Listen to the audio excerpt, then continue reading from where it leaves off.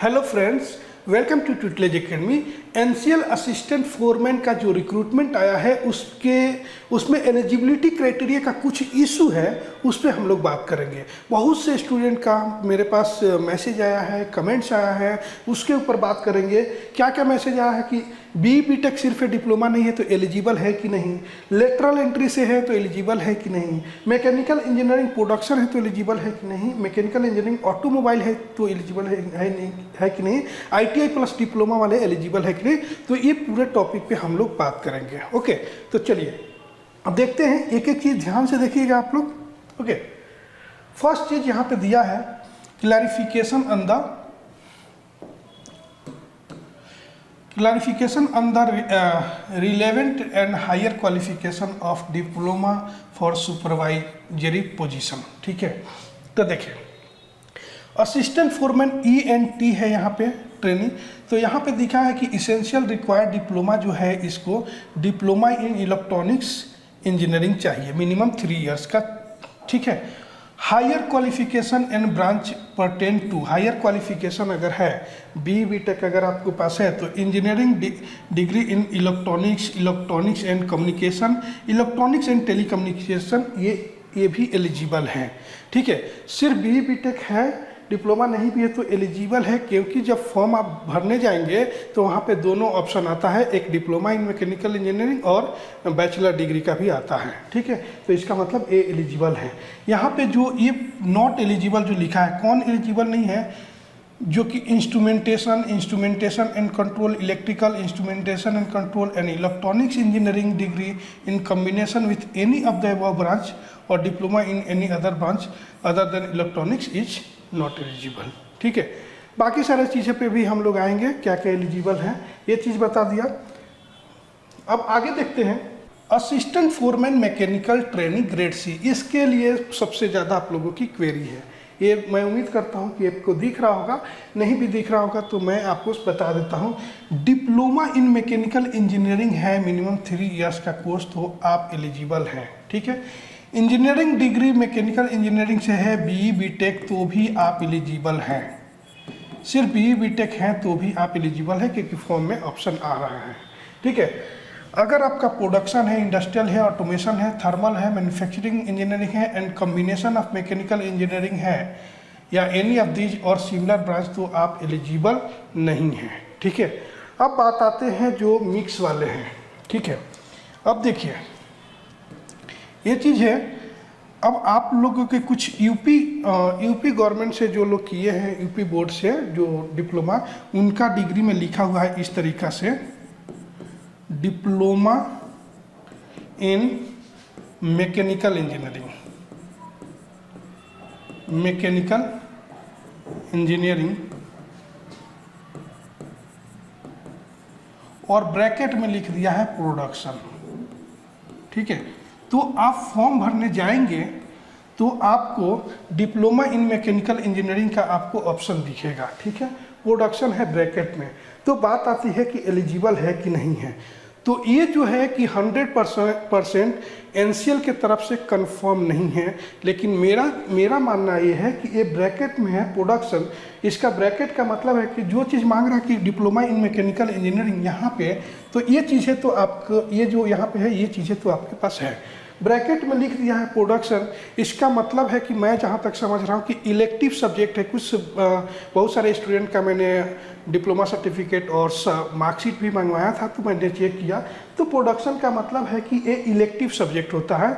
जैसे कोई भी ब्रांच से आप डिप्लोमा करें या इंजीनियरिंग करें, जैसे मैकेनिकल से इंजीनियरिंग किए तो उसमें ऑटोमोबाइल, मैन्युफैक्चरिंग या कुछ ब्रांच होते हैं जो कि इलेक्टिव होता है, उसमें ऑप्शनल सब्जेक्ट जिसको बोलते हैं, वो बोलते हैं लेने के लिए। तो हर जगह इंजीनियरिंग होता है या डिप्लोमा उसमें लेते हैं, बट हाँ दूसरे जगह डिप्लोमा के सर्टिफिकेट में ऐसे ब्रैकेट में नहीं लिखा रहता है, इसलिए वो एलिजिबल है। सीधे मतलब दिख रहा कि वो एलिजिबल है। बाकी एनसीएल में थोड़ा सा ये इस टाइप से कुछ रूल लगा दिया है तो कन्फ्यूजन है। ठीक है, बाकी एनसीएल के शायद तरफ से कुछ क्लियर भी नहीं हो रहा, बट मेरा मानना ये है कि जो ब्रैकेट में ऐसे प्रोडक्शन है उनको भी फॉर्म जो है अप्लाई करना चाहिए। ठीक है, आप फॉर्म अप्लाई करेंगे, एग्ज़ाम क्रैक करेंगे, वहाँ जाएंगे, अगर डॉक्यूमेंट्स वेरिफिकेशन में इसके वजह से दिक्कत होता है तो आप लोग जितने भी रहेंगे वो सभी का ग्रुप बनाएंगे, उसमें मैं हेल्प करूँगा और आगे आवाज़ उठाएंगे। तभी यूपी बोर्ड से जो लोग डिप्लोमा कर रहे हैं या और एनसीएल जो है पीएसयू है, उनके बीच में कम्युनिकेशन तो होना चाहिए ना। या तो ये डिप्लोमा ऐसे जो दे रहे हैं वो बंद करें या फिर एनसीएल इसको भी माने। तो आप लोगों को मेरे हिसाब से फॉर्म भरना चाहिए और 99% मैं बता रहा हूँ कि एलिजिबल हो सकते हैं, ठीक है। 100% कन्फर्म नहीं है, बट ये मैं अपने साइड से बता रहा हूँ कि फॉर्म फिल करना चाहिए। अगर ब्रैकेट में क्या है ऑटोमोबाइल है, उनको भी फॉर्म जो है वो फिल करना चाहिए। और डायरेक्ट बीई बीटेक है, डायरेक्ट बीई बीटेक वो तो एलिजिबल है ही, ठीक है, वो एलिजिबल है क्योंकि फॉर्म में भी ऑप्शन आ रहा है और यहाँ पे भी लिखा हुआ है, ठीक है। अब बात करते हैं लेटरल एंट्री पे। लेटरल एंट्री, ठीक है। लेटरल एंट्री में क्या होता है कि डिप्लोमा करने वाले जो हैं, डिप्लोमा करने वाले वो जो है आफ्टर 12th पास किए हों या फिर ITI किए हों, तो उनको डायरेक्ट जो है इसमें एडमिशन मिलता है, डायरेक्ट एडमिशन मिलता है। डायरेक्ट 2 इयर्स का कोर्स होता है डिप्लोमा का, तो ये भी डिप्लोमा जो है 3 इयर्स का माना जाता है, वो भी अप्लाई कर सकते हैं। जब तक कहीं मेंशन ना किया गया है कि लेटरल एंट्री एलिजिबल नहीं है, तब तक आप अप्लाई कर सकते हैं। डिप्लोमा 3 इयर्स का माना जाता है, ठीक है। अब देखिए बीई बीटेक है आपका, ठीक है। तो इसमें क्या है, आपने किया है डिप्लोमा प्लस बीई बीटेक, इसको भी कहीं कहीं लेटरल एंट्री बोलते हैं। तो डिप्लोमा जो 3 इयर्स का आपने किया है, तो बीई बीटेक भी 3 इयर्स का ही होता है, ठीक है। तो भी आप एलिजिबल हैं। इसको भी बीई बीटेक अगर 4 साल की कहीं ज़रूरत है तो 4 साल का माना जाता है डिप्लोमा के साथ। मैंने खुद किया है डिप्लोमा प्लस बीई बीटेक, ठीक है, तो ये भी एलिजिबल है। इसके अलावा कुछ भी क्वेरी हो तो आप कमेंट्स में पूछ सकते हैं। तो मैं यही बोलूँगा कि जो यूपी बोर्ड वाले जो भी स्टूडेंट हैं वो थोड़ा सा रिस्क लें और प्रिपरेशन करें और फॉर्म को अप्लाई करें। उसके बाद डॉक्यूमेंट वेरिफिकेशन में अगर जहाँ भी दिक्कत आती है, हम लोग एक ग्रुप बनाएंगे और मिल के उसको आगे क्या करना है कुछ प्लान करेंगे और हम लोग आवाज़ उठाएंगे, ठीक है। बट ऐसा चांस शायद नहीं आए, क्योंकि इतने ज़्यादा स्टूडेंट अगर जाएंगे, अगर मान लीजिए कि 5 स्टूडेंट भी चले गए यूपी बोर्ड से, तो समझिए कि कुछ तो फर्क पड़ेगा ना उनके ऊपर।